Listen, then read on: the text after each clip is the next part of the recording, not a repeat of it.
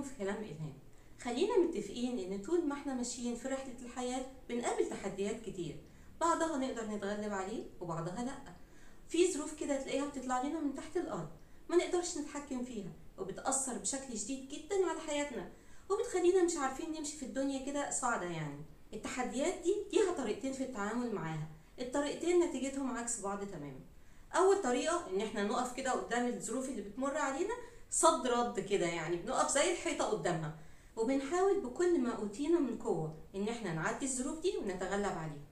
وفي بعض الأحيان ده ما بيبقاش في قدرتنا، ما بنقدرش نتغلب على الظروف دي، لأن ببساطة أحيانا بتبقى أمور قدرية هتحصل، يعني هتحصل مهما حاولت إن أنت تبعد عنها وإن أنت تتلاشاها مفيش أي فايدة، هتحصل.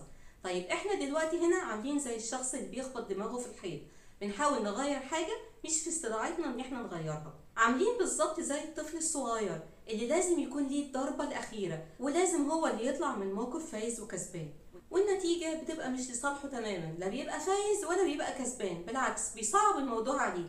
مع انه لو كان استسلم للأمر الواقع من أول ضربة ما كانش عامل في نفسه كده، خصوصا لما يكون اللي قصاده أقوى منه، فبالتالي ما عندوش فرصة أبدا إن هو يفوز في منافسة زي دي. ده بالظبط اللي احنا بنعمله في نفسنا، بنقعد نخبط دماغنا في الحيط في حاجات مش في ايدينا خالص ما نقدرش نغيرها، حاجات قدرية. ولو كنا استسلمنا من الأول وسلمنا إن ده هيحصل وملناش إيد فيه، كان الموضوع بقى أهون شوية وأضراره أقل بكتير. في حاجات يا جماعة قدرية بتاعت ربنا هتحصل غصب عننا، ايه الداعي بقى ان احنا نقف قصادها ونحاول نغيرها وهي مش هتتغير مهما احنا عملنا، لان زي ما قلنا ايه، دي حاجات قدرية. فكده احنا بنضيع وقتنا على الفاضي وبنضيع مجهودنا، وبنخلي عندنا شعور بالنقمة وعدم السعادة والتعاسة كبير جدا جدا. مع ان بقى الطريقة التانية هتكون اسهل، هتكون احسن كتير، وهتساعدنا ان احنا نتخطى الموضوع ده باقل قدر من الخسائر. الطريقة دي هي الرضا، وان احنا نعدي حاجات كتير بتحصل حوالينا في الحياة ملناش ايد فيها، نعدي مواقف اتسببت في قطيعة بيننا وبين اشخاص عزيزين علينا، بس لاننا وقفنا زي الحيطة السد وما سيبناش حتة صغننة كده لأي فرصة للأمل تعدي منها وتخلي العلاقة لسه جميلة ومتواصلة مع الأشخاص دي.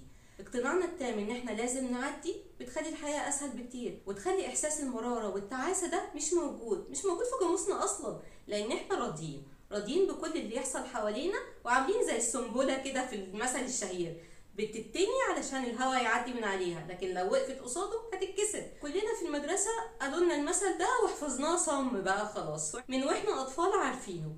يبقى نقتنع ان في حاجات قدرية ونقدرش ان احنا نتحكم فيها مهما عملنا، والحاجات دي لازم نعديها، ولازم ما نقفش كتير قصادها ونخبط دماغنا في الحيط زي ما قلنا، ونخلي عندنا دايما ثقة في ربنا وان هو بيختار لنا احسن حاجة، وان الحاجة الوحشة اللي حصلت دي اكيد فيها خير، لكن بس احنا اللي مش شايفينه. ركزنا شوية وقعدنا كده هنشوف الخير في الموقف الصعب اللي عدى علينا ده. واحيانا لا، احيانا نعيش طول عمرنا ما نعرفش كانت ايه الحكمة ورا الحاجة اللي ضاعت مننا دي، لكن لو احنا سايبينها لربنا كده متأكدين انه هيختار لنا الخير، ساعتها بنهدى كده وما بنبقاش طول الوقت عايشين في صراع مع الحياة اللي هي اقوى مننا، زي قصة الطفل اللي قلناها في الاول، ونكون مقتنعين ان القدر هو اللي لازم يتغلب علينا في النهاية، مش احنا ابدا اللي هنقدر نقف قدام القدر ونعنده. فبالتالي ده هيريحنا نفسيا ويخلينا اهدى واكثر تقبلا لتقلبات الحياة اللي هتحصل رغما عننا ورغم عن عينينا. يبقى خلي المواقف دي تعدي علينا واحنا كده هاديين وراضيين افضل كتير. واتمنى ان انا كنت فدتكم، واي حاجه قلتها النهارده ساعدت اي حد فيكم او حطيته على الطريق الصح اللي ما كانش عارف يوصل له لوحده. واستنوني في الحلقه الجايه من كلام الهام.